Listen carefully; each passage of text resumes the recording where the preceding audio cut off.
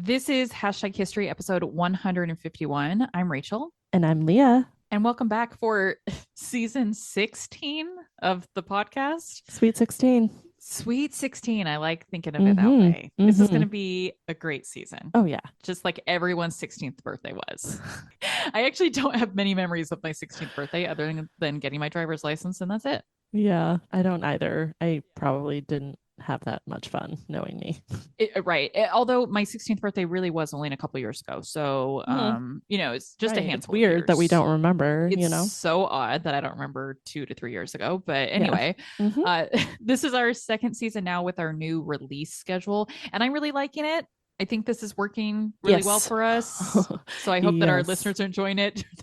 There's emphatic yeses over here. Yeah, it's working well for us to do the every other week release schedule, as far as like researching and recording and all of that. So much less press. Yes. So much less press, so much more fun, I think.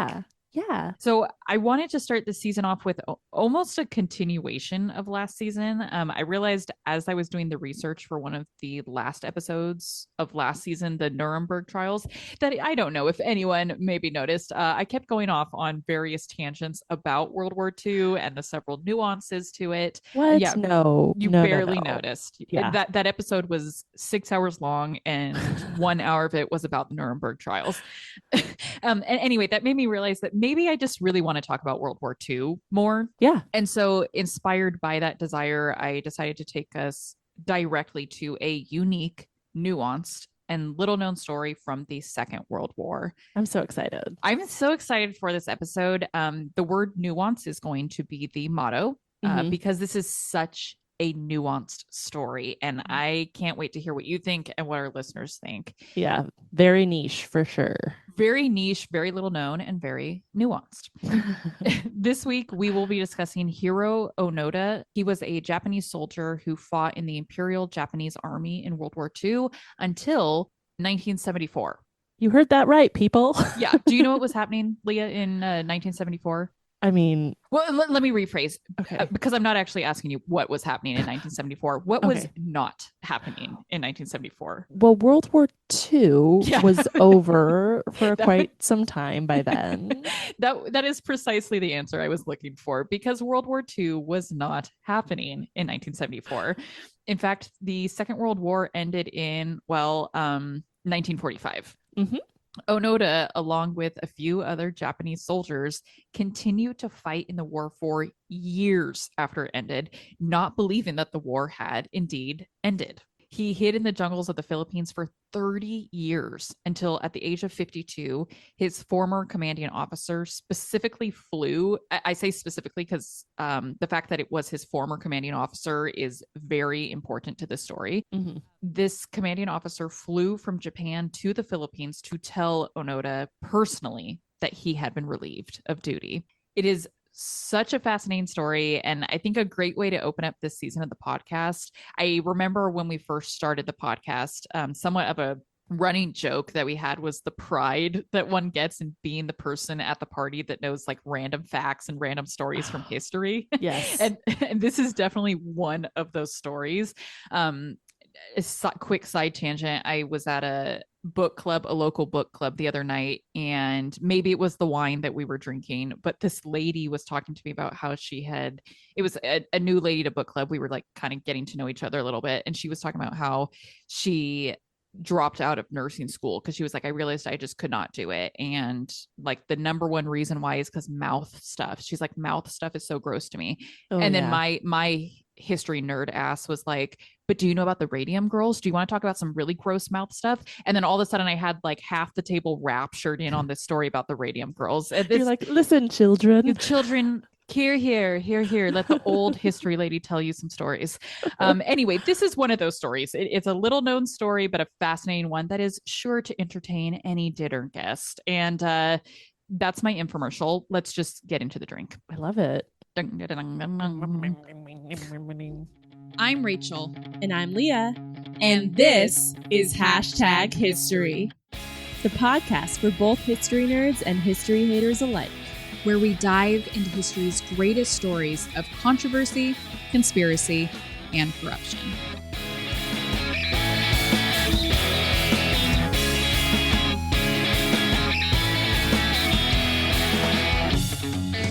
shout out to this week's cocktail sponsor, Jackie, who wrote, love to listen to my beautiful friends. Hope you get to sip on something extra delicious. Sending all my love. Heart, heart, heart.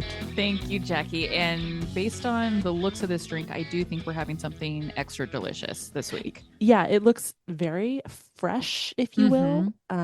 Refreshing, which is great because it's 100 degrees here.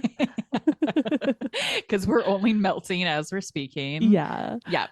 So for this week's cocktail recipe, I wanted to go with something Japanese themed for hopefully obvious reasons. Yeah, hopefully obvious. What's the tie? What's the parallel? I'm not following. I don't get it.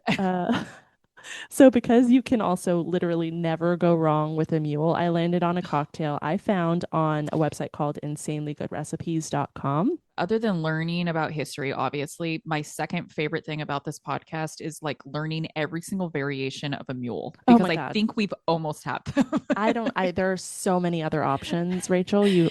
I feel like the possibilities are endless. They genuinely are, because I didn't initially think this was a mule until I started putting it together. And then I did actually put it in my mule cup. Yes. Oh, I forgot. Damn it. That's all right. I got a great picture. Okay.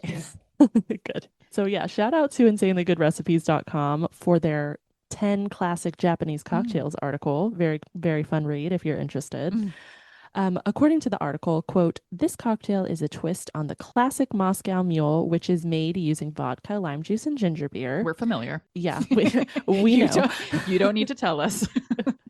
You'll stick with vodka here, but the recipe also calls for cucumber juice, sake, and ginger syrup. So I have to ask you, don't you not like cucumber? I hate it. Yeah. Okay. It's fine in specific things. Like I really like tzatziki, which is like cucumber and yogurt essentially. Love it. I feel like in this it could be good. I will say that I used less than what the recipe called for. Well, so did I, because as you'll get to shortly, how does one juice a cucumber? It was very difficult. So there's definitely less in mine too, because I was like sweating, and it wasn't because of it being 100 degrees outside. It was because I was struggling to juice a cucumber. Sorry. Yeah. So to make this, you have a regular shot of vodka, and then you top that with 1 ounce of unfiltered sake, 3/4 ounces of spicy ginger syrup, yum, 4 ounces of sparkling water or ginger beer, which is what I chose, half a cucumber juiced, and then half a lime freshly squeezed. And the cucumber, I mostly just like, what I find is if you grate it, and then kind of squeeze the juice out of it. That's how I generally juice it. That's or a you great could put idea. it in like a food processor or something. But okay, so what I tried to do was literally squeeze it out like with a lime squeezer. Did not work. Then I was like chopping it and kind of like pinching it like a lime. Yeah.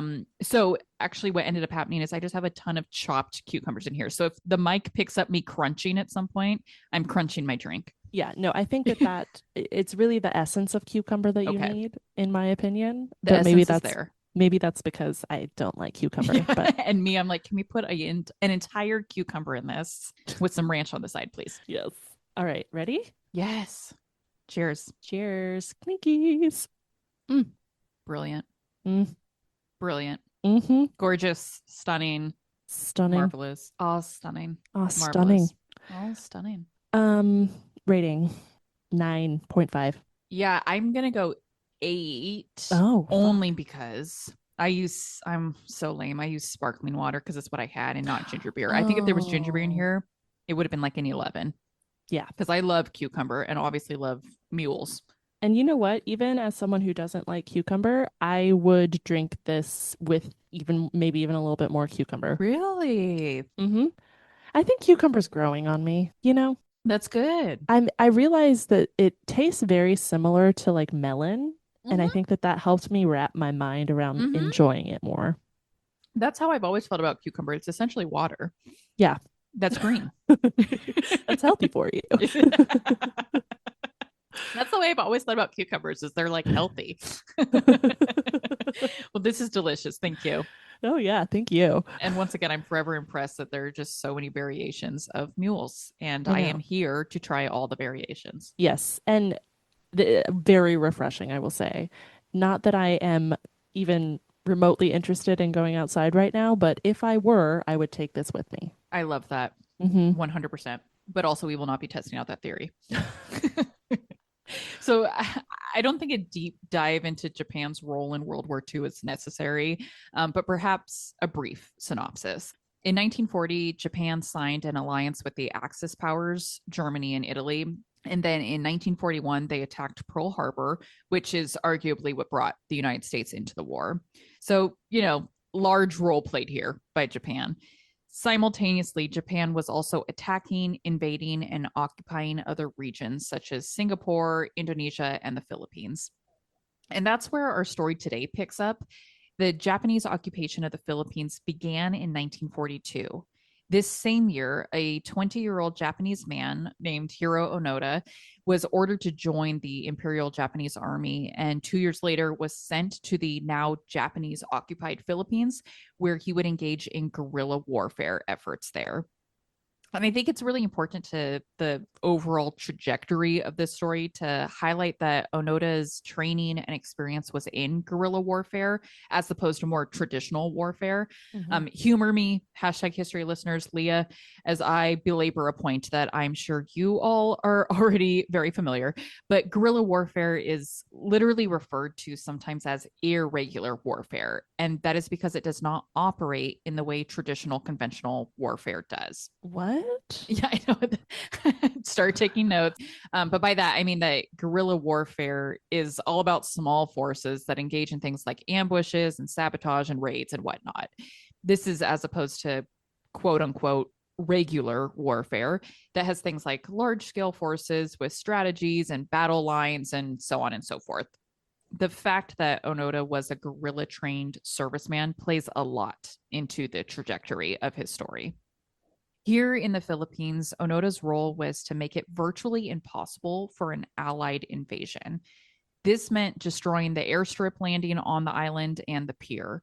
We know that he was not successful in these attempts because, well, the Allied forces were indeed able to land on the island and take control of it beginning in late 1944. In response to this, Onoda and the only 3 remaining members of this team took off for the jungles where they hid. It's really important to note that Onoda's specific group, the Famata branch of the Nakano military school, had given them strict orders that went above and beyond the typical battlefield code. In a quote directly from Onoda's memoir, these orders stated that, quote, "You are absolutely forbidden to die by your own hand. Under no circumstances are you to give up your life voluntarily," unquote. Interesting. Yeah, and I think an unspoken assumption, right, when you go off to battle is except for the Japanese. Exactly. It's literally spoken and written out for them. You know what? That's probably why it does have to be so explicit about it. Is because the Japanese have a culture of falling on their own sword and kamikaze and all that kind of stuff. So yeah, so that was like it was very clear and definite and specific to this group. And essentially this order stated that Onoda and his team were to never surrender. And his team took that very literally. Not only would they not surrender in the face of opposing forces, they also wouldn't surrender when they were told time and time again that the war had indeed ended. I mean, who can you trust? And that's exactly what we'll see here. They were told multiple times in multiple ways, and they had developed this kind of like paranoia and delusion living in a jungle to where they didn't believe anyone telling them that the war was actually over. They assumed they were all like Allied propaganda and lies. We know that Japan surrendered in August of 1945. Onoda and his team likewise learned about the surrender in October of that year, but like we just said, they didn't believe it. While hiding in the jungle, sustaining on coconuts and stolen rice, the crew received a leaflet stating that the war had ended and they could come down from the mountains now. But together, this small group of soldiers decided that the leaflet was a lie, that it was propaganda sent by the Allied forces, and so they disregarded it completely. I just like wonder what they thought. Like, again, I know they're probably like somewhat delusional, jungle fever, but like, how were they expecting to be told the war was over? Yeah, no, that's a good question. I think based on how this story concludes that maybe they were expecting like a personal visit from their commanding officer, Okay. which is a lot to ask for. But yeah, fair point. How does every soldier ever during World War II find out that the war had ended? I don't know, maybe like a leaflet, an Yeah. official pamphlet given to them saying, hey, you can stop fighting now. Or just like hearsay, like someone, someone Yeah. next to you, sitting next to you is like, hey, by the way, Joe just told me the war's over. Yay. And then word spreads. Yeah. That is perhaps how it happened for pretty much everyone. Yeah. So later that year, more leaflets were dropped on the crew, these ones directly from a general of the Japanese army. But still, Onoda and his team decided that they were fake.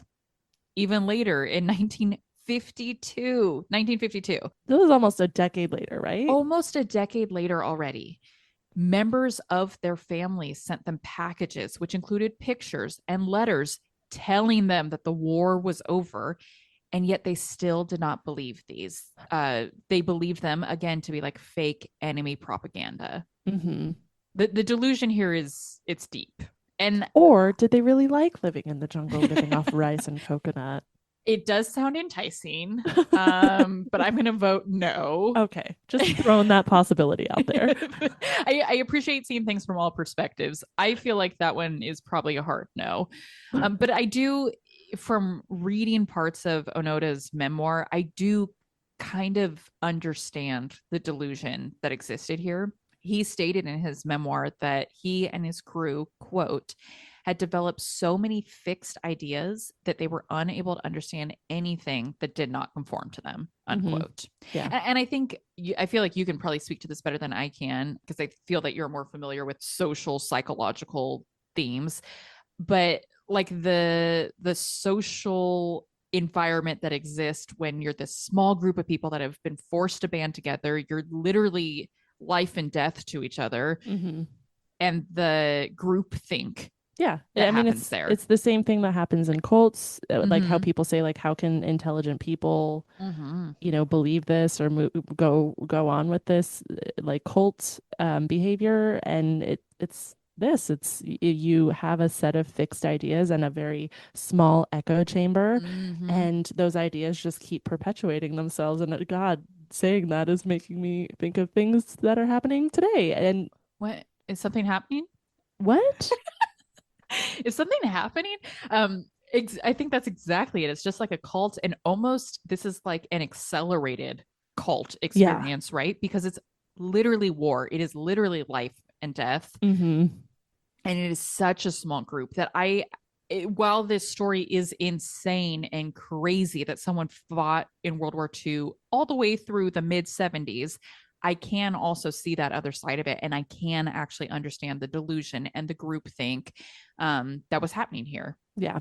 And I think when we look at the story, we look at it as kind of a weird and quirky and interesting thing that happened in history. This group of men that refused to believe the war had actually ended, and so they just kept on fighting. But that right there is where the nuance takes place, because they did keep fighting, and it was no longer a war. So the people they were oftentimes killing were civilians, they were farmers, they were local police officers. And this quirky decision, it has some dark consequences. Slowly over the years, one by one, each one of the soldiers would desert their post, whether that be by surrender or death. The first to leave surrendered himself to Philippine forces in 1950. So it's like even the junior of the group is a 5-year junior. 5 years after the war is when the first guy surrendered. The next two were killed, one by a Philippine army soldier in training who was surprised to find the guerrilla crew, and another during a shootout with the local police. This meant that by 1972, 27 years after the war ended, Onoda was left all alone. Well, that's sad. It is sad. If you genuinely believe that you're fighting a war by yourself, it's really sad. Mm-hmm. At this point, Onoda had become a bit of an urban legend, the one standalone soldier that nearly 30 years after the end of the war still refused to back down. Because of this, a known Japanese adventurer named Norio Suzuki actually set out on a mission to find Onoda, along with a few other things. He said his plan for this mission was to find, quote, Lieutenant Onoda, a panda, and the abominable snowman, in that order, unquote. In the Philippines? It's kind of irrational. I mean, my list would be like the city of Atlantis, the Fool Library of Alexandria, and a Jack in the Box cheeseburger, not in that order. Right. And not in the Philippines. I may go to various locations. You'd have to, you know. You would physically have to. Suzuki actually did find Onoda, and the two became friends. Suzuki told him that the war was long over, but Onoda still refused to surrender.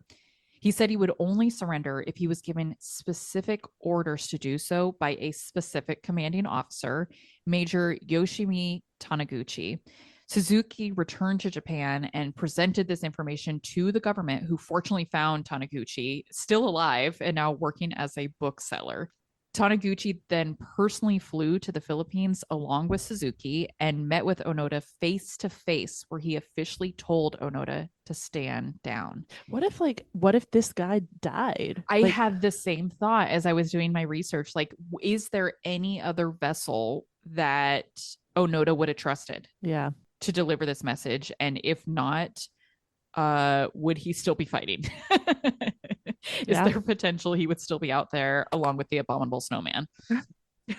At least he'd have a friend. They become friendly. On March 9th, 1974, Onoda, 29 years after the war had ended, finally surrendered. When Onoda returned to Japan, he was greeted with a hero's welcome and some 8,000 people cheering him on, all of which was captured on national television. I want to Interesting. I want to dive into that surprised face you had about him receiving a hero's welcome.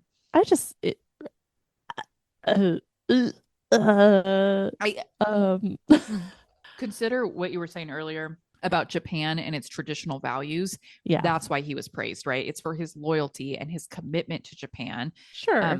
In an article that I read by James Balmont for the BBC, I think he perfectly described what Onoda meant to Japan specifically during this time period. He wrote, quote, "At that time, Japan was facing its worst economic performance in 2 decades, while more progressive views of the war, which included atonement for crimes, were becoming more widely held.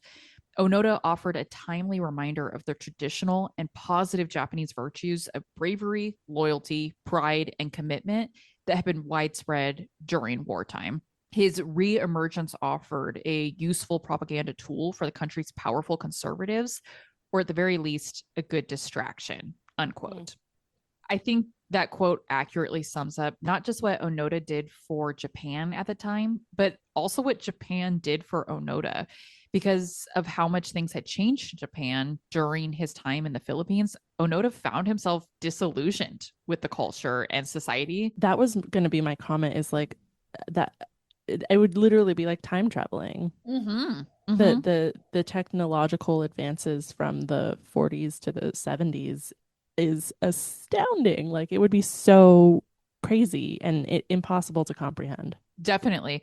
And it's not just, technological advances, economic disadvantages, or social and whatnot. It's also the mental and psychological things that have changed. Oh yeah. Insofar as like the perception of the war, right? Mm-hmm. In those 30 years, there was, like that quote said, there was an atonement for things that had been done during wartime, and more progressive people are kind of looking back on the war like, should we have gotten involved? Did we need to get involved? Were the things that we did ethical, yes or no? Versus in the 1940s, where it was seen very positively. If you were a soldier in the war, you were, like Onoda, Several young men were forced into the war because it was their duty and it was their loyalty and their job to do it. And 30 years later, people are feeling pretty differently. And so I imagine as someone that has now dedicated 30 plus years of his life to this war, granted, more than 2/3 of that did not need to be dedicated to the war because it was over. Someone that's dedicated that much of their life, it's kind of like the people that return from the Vietnam War and were surprised that they weren't hailed as heroes, right? Where Yeah. it's like, oh, you become really disillusioned with the culture and the society. Yeah, because it's also like at that point, I don't know exactly like geopolitical like whatever, but I'm pretty sure Japan and US were on good terms by the Exactly. 70s. Exactly. I know they're like considered a great ally of the US now, so like For now, yeah. mhm, mhm. I'm laughing to hide the tears. But exactly, yeah, imagine that, right? It's like I'm thinking of very superficial terms, but it's like if you have an enemy, you, Leah, and as my friend, that person is also my enemy. And then the next thing I know, they're like your bestie. I'm like, I Yeah. feel weird about this, right? Like I hated that person because you also hated that person. Yeah. In fact, I hated them because you made me hate them. You know what I mean? Like Exactly. And so you return from this war, people feel differently about your service and involvement in the war. And especially now that the person you were at war with is no longer the enemy that they once were. Yeah. Because of this disillusionment, Onoda actually moved to Brazil not long after returning to Japan. And in Brazil, he became a cattle farmer. He did eventually return to Japan, though, where he established an educational camp for children. He was also awarded medals and other various awards for his military service. And both he and his wife became well known figures in the community. His wife, was he married or did he get married? Yeah, he after? met someone in Brazil. Okay, because I was definitely about to be like, did this lady wait for him 40 years or whatever? Yeah, that would be a hard pass for me if would that have been what brought him out of the delusion is like being served with divorce papers in the Philippines. Hedwig is like flying in, a little messenger owl is flying in with divorce decrees. Would that have been what did it? Yeah. It's not all sunshine and rainbows, though, for Onoda, who continued to face criticism for his actions in the Philippines following the war. It was determined that he had likely killed upwards of 30 civilians. This is where during his time there. Yeah, this is where my like discomfort with hailing him a hero comes from. I get it, loyalty, brah. But he also was killing people not during wartime. Yeah. To your point about, sorry, I'm crunching on a cucumber. One second, please. I mean, I don't. That's gross. No, I'm joking. To your point about the current political moment we're in, loyalty only gets you so far when you're doing bad things. Yeah. Right? Mm-hmm. To the Nuremberg point, following orders only gets you so far when you're committing crimes. Yeah. What's adds an extra layer to that discomfort is the fact that Onoda refused to acknowledge or admit those deaths that he had brought upon civilians. When he was presented with awards, relatives of the victims would actually arrive to protest that. I've mentioned his memoir a few times now. In 1974, he published an autobiography titled No Surrender, My 30-Year War, which interestingly did not mention all of the innocent people he had killed. And as filmmakers that have completed documentaries about Onoda have demonstrated, these deaths were not merely from gunshot wounds, as if that would be okay, as if that's okay, but from drastic and violent means, with one victim whose body, quote, was found in one place and the head in another, unquote. Yeah, that's absolutely, even in wartime, that's just despicable. Like, 100%. Onoda died on January 16th, 2014 of heart failure at the age of 91. Those coconuts did him well. Like, what is the secret? Killing innocent people and drinking coconuts. Okay. He died a complicated and complex figure. I think there's certainly a nuanced conversation to be had here. Was Onoda an unbelievably dedicated and loyal war hero that refused to leave his post? Or was he a monster who killed dozens of innocent people without cause.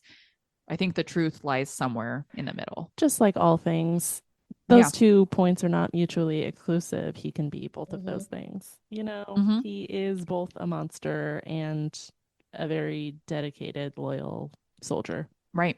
Very, very few things in life are black and white. Yeah. There's a lot of gray in between. One thing that is certain is that he is a fascinating person that continues to interest people to this day. I cannot even tell you how many documentaries have been made about this man, but the 2 most prominent ones are Onoda, 10,000 Nights in the Jungle, and Domitable Myth, 3 depictions of Japanese holdout soldier Hiroo Onoda, which I highly encourage our listeners check out if you want to learn more. In summation, the way Associate Professor Naoko Shiryu described Onoda is best. She said, quote, Onoda was greeted as a hero, but he was at the same time seen as a victim and then criticized as the embodiment of militarism, unquote. Any final thoughts and opinions?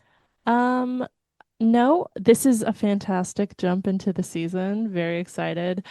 I think this is I feel like I'm going to be saying this with every episode this season, just knowing what's coming down the line is that like, are you going to use the nuanced word? Everything's nuanced. Nothing's black and white. Everything is a shade of gray. 50 shades of gray. 50 shades, in fact, or 10, because we have 10 episodes this season. Right. There will be 10 shades of gray. Right. Oh my God, you saying that, as everyone will hear when you return in 2 weeks for our new episode, the beginning of my introduction into the new episode is, I think nuance is the motto of this season, because this is a really nuanced topic. So 10 shades of gray nuance coming to you this season of the #History podcast. Yeah. And definitely this was a jump into the season. It was a short little jump. Next week, you all are in for a big one. So if this was the low dive, we're going off the high dive next week. It's going to be intense, and I can't wait for it. We're going to be like those Olympic flippers that like do like. Oh, I envisioned exactly what you were implying there. Yes. And the vision that I saw was, you've seen that guy that cracks his head on the diving board. Oh, I'm sorry, I had to be the one to tell you. Oh, God. Yeah, there's a horrific video of a dude literally smacking his head on the diving board as he's doing his beautiful flip. So sorry to leave you with such a dark note. Yeah, okay. Thank you. Sorry for that.